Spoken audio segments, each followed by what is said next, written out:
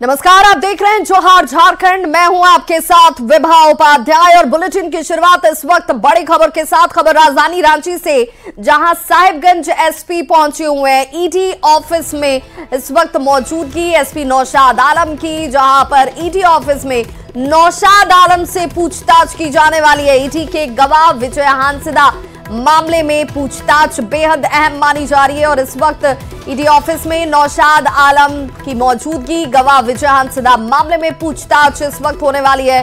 Sahibganj SP Naushad Alam पर ED का आरोप है। ईडी के गवाह विजय हांसदा को भड़काने का गंभीर आरोप और इसी आरोप के बाबत यह पूछताछ बेहद अहम मानी जा रही है। संवाददाता ओम प्रकाश हमारे साथ इस वक्त ज्यादा जानकारी के साथ फोन लाइन पर जुड़ चुके हैं। ओम प्रकाश, इस वक्त ईडी ऑफिस में नौशाद आलम की मौजूदगी, ये पूछताछ कितनी महत्वपूर्ण इस वक्त? जी, बता दें कि नौशाद आलम जो साहिबगंज एसपी हैं, इससे पूर्व रांची एसपी ग्रामीण एसपी के तौर पर भी कार्य कर चुके हैं, पदस्थापित है। उन्हें ईडी ने आज दूसरा सम्मन कर बुलाया है और वो फिलहाल ईडी के दफ्तर में मौजूद है, जिनसे अब पूछताछ का सिलसिला जो है वो शुरू हो चला है। बता दें कि हांसदा जो कि ईडी के एक अहम गवाह थे और मामले में अब जो है सीबीआई भी इस मामले को, विजय हांसदा के मामले को, जो नींबू पहाड़ से जुड़ा हुआ मामला है, उसकी जांच कर रही है। उसमें भी विजय हांसदा बहुत अहम कड़ी है और कहीं ना कहीं इसी गवाह को प्रभावित करने का आरोप जो है वो साहिबगंज एसपी पे लगा हुआ है, क्योंकि जिस तरह से जब दिल्ली जाने के लिए जो रेलवे टिकट की व्यवस्था की बात की जाए तो नौशाद आलम के द्वारा ही व्यक्तिगत तौर पर टिकट की व्यवस्था की गई थी और वो कहीं ना कहीं एक अहम जो सुराग था वो ईडी को नौशाद आलम के खिलाफ मिला। बता दें कि इस मामले में जो सार्जेंट हैं जिनके द्वारा ये टिकट बुक कराई गई थी, उनकी भी गवाही जो है वो ईडी के दफ्तर में हुई थी और उन्होंने भी नौशाद आलम का नाम लिया था। तो ऐसे में कहा जा सकता है कि बहुत अहम सुराग जो ईडी के गवाह को प्रभावित करने को लेकर बिल्कुल है। पहले सम्मन पर ये ईडी ऑफिस नहीं पहुंचे थे, दूसरे सम्मन पर ये मौजूदगी और पूछताछ का क्रम भी शुरू हो चुका है। बहुत बहुत शुक्रिया ओम प्रकाश इस तमाम जानकारी के लिए।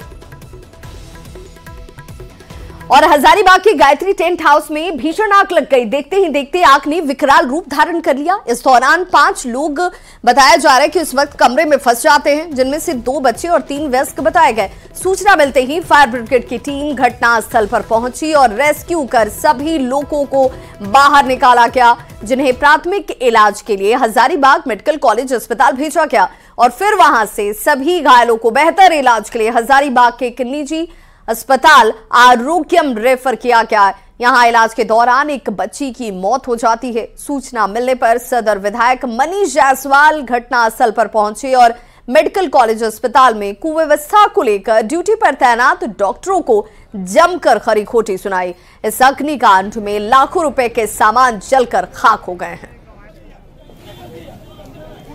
और हजारीबाग से संवाददाता सुशांत सोनी हमारे साथ जुड़ चुके हैं। सुशांत, इस अगलगी के पीछे वजह क्या बताई जा रही है? देखिए, आपको बताते चले कि जैसा कि कल कार्तिक पूर्णिमा था और उसी को लेकर बताया जा रहा है कि दिए जलाए जा रहे थे। हालांकि यह भी खबर सामने आ रही है कि शॉर्ट सर्किट की वजह भी बताई जा रही है, लेकिन दोनों यह अभी स्पष्ट नहीं हो पा रहा। लेकिन इस पूरी घटना में अगर हम बात करेंगे तो टेंट हाउस में तो आग लगी ही है, उसी का जो धुआं और कुछ आग जो है ऊपर तले में फैलने के बाद जो घर के अंदर 5 सदस्य थे वे जो है इनको घुटन हुई है। घुटन होने के बाद घायल हुए हैं। हालांकि स्थानीय लोग, अग्निशामक विभाग के जो लोग थे, उन्होंने बाहर निकाला, रेस्क्यू किया और उसमें लेकिन हालांकि इस पूरी घटना पर जो है एक बच्ची ने दम तोड़ दिया है। यह एक सबसे बड़ी विदारक घटना है। जी, बहुत बहुत शुक्रिया सुशांत सोनी समान जानकारी के लिए। वहीं रांची से बड़ी खबर, जहां 9 पुलिसकर्मियों को निलंबित कर दिया गया है। जुआ खेलने के आरोप में ये बड़ी कार्रवाई इन सभी के ऊपर की गई है। रांची एसएसपी ने इसे लेकर ताबड़तोड़ एक्शन लिया। एक एएसआई, 3 हवलदार और 5 सिपाही को निलंबित किया गया है। गोंदा में जुआ खेलते हुए आपको बताते चले कि 14 पुलिसकर्मियों को पकड़ा गया था, जिसके बाद ये निलंबन वाली कार्रवाई अब शुरू हो चुकी है।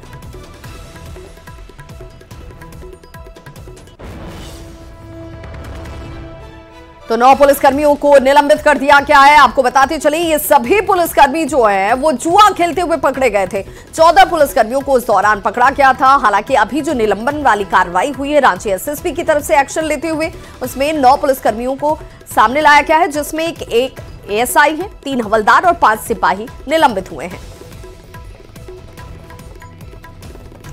वहीं बड़ी खबर धनबाद कोयलांचल से आ रही है, जहां निजी कंपनी से 5,15,000 रुपए की लूट की घटना को अंजाम दिया गया। विरोध करने पर कर्मचारियों को इस दौरान पीटा तक गया है। हथियारबंद अपराधियों ने कैश लूट कर यहां से फरार होने के दौरान कर्मचारियों को पीटा भी है। बताया जा रहा है कि आरोहण फाइनेंशियल सर्विसेज लिमिटेड बैंक में लूट की इस घटना को अंजाम दिया गया। तो चाची बाजार की एक घटना और तस्वीरें इस वक्त आपके टीवी स्क्रीन पर। विरोध जब कर्मचारियों की तरफ से इसका किया जा रहा था तो हथियारों से लैस जो अपराधी यहां पर पहुंचे हुए थे उनकी तरफ से जमकर मारपीट की गई है। आरोहण फाइनेंशियल बैंक में लूट की ये बड़ी खबर इस वक्त सामने। चिंता ही हुआ है ऑफिस में। हमारे पास आरोहण का कैश था, कलेक्शन के लिए सब घर से कलेक्शन करके आए थे। 5 लाख के समथिंग था अमाउंट। पुलिस को हम लोग खबर दे चुके हैं। थाना में जाके जांची में थाना में हम लोग एप्लीकेशन आवेदन के लिए अप्लाई किए हुए हैं। गुमला के सीआरपीएफ कैंप में सीआरपीएफ जवान संजय कुमार ने खुद को अपने ही AK-47 से गोली मारकर सुसाइड कर लिया। गोली लगने से घटनास्थल पर ही जवान की मौत हो चुकी है। मृत जवान संजय कुमार हिमाचल प्रदेश के रहने वाले बताए जा रहे हैं। घटना की खबर मिलते ही एसपी हरेंद्र सिंह, एसडीपीओ मनीष चंद्र लाल और थानेदार विनोद कुमार समेत अन्य अफसर हैं वो सीआरपीएफ कैंप पहुंचे। हालांकि घटना के पीछे की वजहों का कोई खुलासा अभी तक नहीं किया गया है। ये कहा जा रहा है कि सीआरपीएफ जवान जो है संजय कुमार ये 15 दिन की छुट्टी खत्म करके पिछले 20 नवंबर को सीलम के सीआरपीएफ कैंप पहुंचे थे।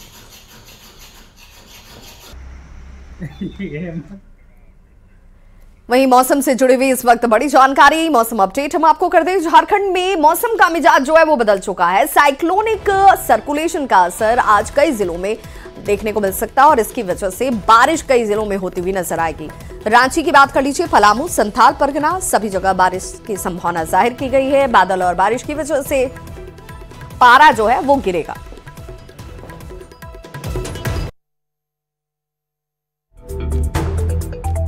करवट ले ली है और पश्चिमी विक्षोभ के असर से राज्य भर के कई जिलों में बादल और बारिश का पूर्वानुमान जताया जा रहा है और संभावना जताई जा रही है कि आज राज्य के कई जिलों में बारिश हो सकती है। और जाहिर है कि जब बादल और बारिश दोनों होंगे तो पारा भी गिरेगा ही। और ये पूर्वानुमान है कि रांची, पलामू और संथाल के कई जिलों में आज बारिश हो सकती है। लिहाजा कई लोग ऐसे भी हैं जो ठंड का बेसब्री से इंतजार कर रहे हैं। हमारे साथ एक ऐसे ही व्यक्ति हैं, बोले ठंड का इंतजार। अब सुबह से तो इसका असर भी दिख रहा है। ठंड का इंतजार हम लोग बेसब्री से करते हैं और करते रहेंगे। और ठंड हम लोग को बहुत अच्छा लगता है। घर में नए नए कपड़े आते हैं, पुराने कपड़े निकलते हैं, रजाई निकलती है और ठंड को हम लोग चाहते हैं कि ठंड का एंजॉय ले, मजा ले। आपको लगता है पारा और गिरे और यही बहाने से बक्से से गर्म कपड़े निकले? जी हाँ, बक्से से नए नए कपड़े निकले, मॉल से नए नए कपड़े जाके ले। यही बहाने बच्चे लोग को लेके घर से बाहर निकलने का एक छोटा सा मौका मिलता है। क्या बात है, पुराने कपड़े बक्से से बाहर निकले, बाजार से नए कपड़े खरीदें और उसी कहते हैं कि इंतजार हो रहा है पारा गिरने का और आसमान में इसका असर भी दिखाई देना शुरू हो गया है। आप देख सकते हैं कि राजधानी रांची के आसमान में सोमवार की शाम से ये बादल छाए हैं और यही असर राज्य के कई जिलों में भी नजर आ रहा है और अनुमान जताया जा रहा है कि आज बारिश होगी और बारिश होने के बाद राजधानी समेत कई जिलों का पारा भी गिरेगा। कैमरामैन संजीत तिवारी के साथ संजय कुमार सिन्हा, न्यूज 18 रांची। और अब बात लोहरदगा के चीरी ग्राउंड की, जहां पर आपकी सरकार आपके द्वार अभियान का शुभारंभ होने वाला है। इस मौके पर मुख्य अतिथि के तौर पर झारखंड के मुख्यमंत्री सीएम हेमंत सोरेन के साथ साथ कई मंत्री और अफसर भी मौजूद होंगे। सीएम के दौरे को लेकर डीसी और एसपी ने सभा स्थल का जायजा लिया। साथ ही अफसरों को कई जरूरी दिशा निर्देश भी दिए गए। कार्यक्रम में सीएम करीब 200 करोड़ रुपए की सौगात देकर कई योजनाओं का शिलान्यास भी यहां पर करने वाले हैं।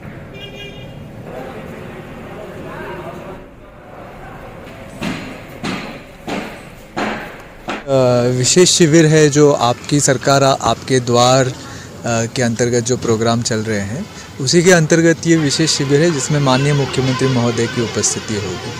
वो कार्यक्रम तो चॉपर से ही आएंगे और कुछ मूवमेंट बाय रोड भी है, लेकिन वो जो है वो पुलिस और प्रशासन को सुरक्षा के दृष्टिकोण से हम लोग के पास सुरक्षित है। मुख्यमंत्री श्री हेमंत सोरेन का आगमन लोहरदगा जिला में होने जा रहा है। इसमें परिसंपत्ति का वितरण किया जाएगा और मुख्य रूप से जो योजना सरकार के द्वारा आम जनता के लिए जो चलाया जा रहा है उसके बारे में जानकारी दी जाएगी। और जो चुनाव से पहले माननीय मुख्यमंत्री जो वादा किए थे वो वादा वहाँ पूरा 4 साल के अपने कार्यकाल में वादा किए हैं और जो वादा पूरा कर रहे हैं। देखिए, जैसे कि आप सभी लोग जानते हैं, कल माननीय मुख्यमंत्री जी का यहाँ पे आगमन होगा। उसकी सारी तैयारियां पूरी कर ली गई हैं। हम लोग अभी सभा स्थल पर ही खड़े हैं। जैसा कि आप देख सकते हैं, प्रॉपर जो सिक्योरिटी डिटेल हम लोगों ने ऑलरेडी कर रखा है। 2 दिन से फोर्सेस यहाँ पे लगी हुई हैं प्रोटोकॉल के हिसाब से। और जो इंतज़ाम होता है, जैसे कि हेलीपैड में या फिर रूट लाइन में या फिर जहाँ पे कुछ एरियाज़ ऐसे हैं जहाँ पे हमें कुछ ऑपरेशंस निकालना है, तो सारी व्यवस्था including the dog squad, DSMD, DFMD के थ्रू या फिर हमारे जो कॉन्स्टेबल्स और ASIs जो HHMD के साथ खड़े रहते हैं, सबको मंगा लिया गया है। और बड़ी खबर राजधानी रांची से, जहां 30 नवंबर को रांची पहुंचने वाले हैं गृह मंत्री अमित शाह। अमित शाह रांची से हजारीबाग रवाना होंगे और मेरू स्थित BSF कैंप में रात्रि विश्राम करेंगे। हजारीबाग में BSF का स्थापना दिवस समारोह जिसे लेकर के 30 नवंबर को रांची पहुंचेंगे अमित शाह और रांची से हजारीबाग उनकी रवानगी होगी। 1 दिसंबर को BSF का 59वां स्थापना दिवस है। कार्यक्रम के बाद बिरसा मुंडा एयरपोर्ट से वो रवाना होंगे।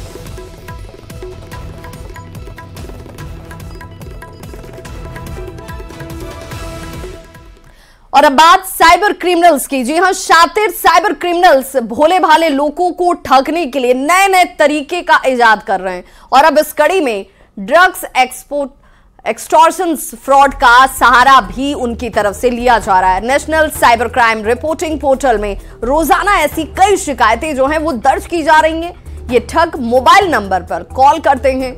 कहा जाता है कि एड्रेस पर जो पार्सल मंगाया गया है, जो पहुंचा है, उसमें ड्रग्स निकला है, जिसके बाद दूसरा ठग पुलिस वाला बनकर फोन करता है और मामले को रफा दफा करने के लिए मोटी रकम ऐंठी जाती है। CID ने झारखंड वासियों को इस तरह के फ्रॉड करने वाले लोगों से बचने और सावधान रहने की सलाह दी है। कॉल आ रही है, कॉल आएगी, कोई आपको नंबर से कॉल करेगा, बोलेगा कि हेलो फलाना बोल रहे हैं। बोला हम बोल रहे हैं, तो भाई आपका जो है मैं फेडेक्स से बोल रहा हूँ, आपका एक पार्सल यहाँ पे आपने कोई पार्सल भेजा। बोला नहीं, मैंने तो पार्सल नहीं भेजा। बोला नहीं, लेकिन आपके नाम पे लगता है किसी ने पार्सल भेज दिया और पार्सल में देखा गया तो उसमें ड्रग्स निकल रही है। तो अब क्या करना होगा, उसको छुड़वाने के लिए ये करना होगा, वो करना है, ऐसे करके उनसे वो पैसा ऐंठ लेते हैं। ये बहुत कॉमन हो गया, अभी एक नया फ्रॉड ये शुरू हुआ है। इसमें जो पैसा जिस अकाउंट में ट्रांसफर हो उसको पकड़ना है और जिस मोबाइल से कॉल है उसको पकड़ना है। कि आम लोगों से देखिए, 2 सबसे इम्पोर्टेंट चीज़ ये है कि ना, आप कोई भी अगर कोई भी आदमी आपको कॉल करके कुछ भी आपको बोलता है अनजान नंबर से, डोंट बिलीव। और हॉकी, तीरंदाजी और फुटबॉल के बाद अब बॉक्सिंग की दुनिया में भी झारखंड की बेटियों का नाम अचानक से चर्चा में आ गया है। जहां जूनियर वर्ल्ड बॉक्सिंग चैंपियनशिप की बात की जाए तो भारतीय टीम ने झारखंड की अमीषा किरकट्टा ने शानदार प्रदर्शन करते हुए क्वार्टर फाइनल में अपनी जगह बना ली है। अमीषा के इस सफलता से उसके साथ प्रशिक्षण ले रहे 22 दूसरे बॉक्सर्स का भी जोश और हौसला इस वक्त बुलंद है। न्यूज़ 18 पर सभी बॉक्सर्स ने अपनी खुशी और उत्साह को जाहिर किया और इन्हीं जाबाज बॉक्सर से बात की संवाददाता संजय कुमार सिन्हा। ये बॉक्सिंग का रिंग है साहब, यहाँ उतरने के लिए कलेजा और हिम्मत दोनों दिखाना जरूरी है। झारखंड में अब जो है हॉकी, तीरंदाजी और फुटबॉल के बाद झारखंड की बेटियां बॉक्सिंग के क्षेत्र में भी अपना करियर बना रही हैं और देख सकते हैं कि रांची के खेलगांव में किस तरीके से यहाँ पर महिला बॉक्सर तैयार हो रही हैं। सपना एक ही है, देश के लिए खेलने का। और अभी जो हाल में यहाँ से एक अंतर्राष्ट्रीय स्तर पर जो बॉक्सर निकली है अमीषा किरकट्टा, जिसने आर्मेनिया में जूनियर बॉक्सिंग चैंपियनशिप में अपनी पहचान बनाई है, क्वार्टर फाइनल तक पहुंची है, लिहाजा एक तरीके से हौसला बढ़ा है। और ये तमाम हौसला आपको नजर आ रहा होगा इस समय रिंग में। तो हम सीधे बेटियों से ही जानेंगे कि जोश कितना है। फुल जोश। झारखंड की बेटियों में भी फुल जोश है। झारखंड की बेटियों में फुल जोश है। फुल जोश है। बॉक्सिंग में जोश था। बॉक्सिंग में जोश था। Yes sir. अच्छा, परिवार ने किसी रोका नहीं कि बेटी हो बॉक्सिंग नहीं करना है, चोट लग जाएगी? No sir. हाँ। माँ पापा ने क्या कहा? खेलो, आगे बढ़ो, देश का नाम रोशन करो। अच्छा, तुम्हारा एक बाउट जो है ये सो क्या बोलते हैं ग्लव्स, तो एक ग्लव्स जो है तुम्हारा कितने का आता है? 2000 से ऊपर ही लगता है। 2000 से जैसे जैसे प्राइस ऊपर जाता है, जैसे जैसे ब्रांड है, कीमतें ज्यादा बढ़ती जाती हैं। तो आपके पापा क्या करते हैं? फार्मर है सर। फार्मर। Yes sir. तो पापा से जब ये कहती हो कि पापा ग्लव्स चाहिए, हेड गार्ड चाहिए, तो क्या उनके लिए मुमकिन हो पाता है कि? नहीं सर, पापा कितनी अर्निंग नहीं है कि वो ये सब दिला पाए। यहाँ रह के जो सरकार हम लोगों को पूरी कर रही है उसी से हम लोग कर रहे हैं। Yes sir. यहाँ रहकर प्रैक्टिस करते हैं। ये बताइए कि जब घर जाती हैं, बंद होता है सेंटर, तो वहाँ ये सुविधा मिलती है आपको? नहीं, वहाँ पे तो नहीं मिल पाती, हमें यहीं पे ये सुविधा मिलती है। लेकिन घर में वैसा सुविधा नहीं है, उतना पापा कर नहीं पाते हैं। नहीं कर पाते हैं। मम्मी क्या करती हैं? मम्मी भी हाउस वाइफ है। तो लगता है कि ये बॉक्सिंग एक महंगा खेल है, ऐसा लगता है? Yes sir. आगे खेलने का सपना है? Yes sir. Yes sir. कहाँ तक खेलने का सपना? इंटरनेशनल तक। चूँकि हमारे जो कोच हैं द्रोणाचार्य अवार्ड श्री बीबी मोहंती सर, उनके नेतृत्व में वो इतनी अच्छी ट्रेनिंग दे रहे हैं कि यहाँ से बच्चे इंटरनेशनल लेवल तक पहुँच रहे हैं। कि अंतर्राष्ट्रीय स्तर पर झारखंड के बेटियों ने दस्तक दे दी है। अमीषा क्रिकेटर के तौर पर दूसरी बेटियां भी तैयार हैं दस्तक देने को। कैमरामैन संजीत तिवारी के साथ संजय कुमार सिन्हा, न्यूज 18 रांची।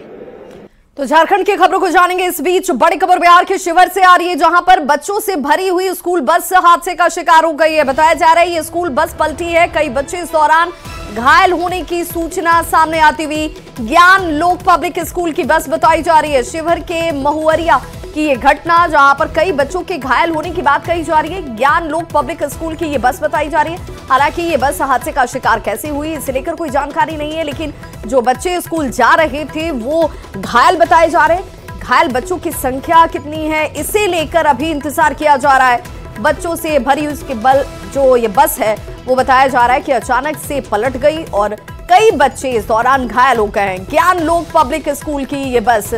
सहयोगी राकेश रंजन हमारे साथ इस वक्त ज्यादा जानकारी के साथ फोन लाइन पर जुड़ गए हैं। राकेश, फिलहाल सभी बच्चों को लेकर क्या जानकारी मिल रही है?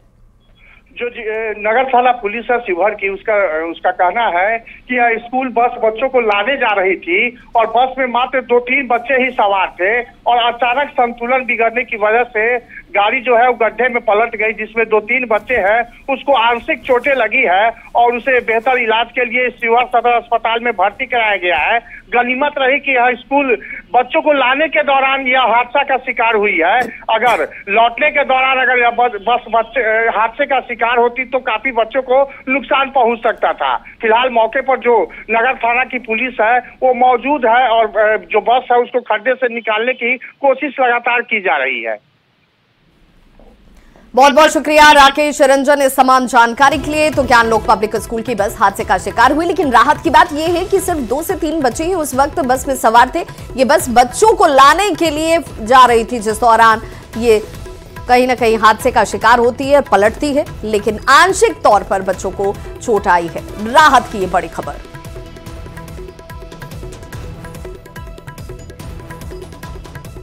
तो इस बुलेटिन में बस इतना ही। चलते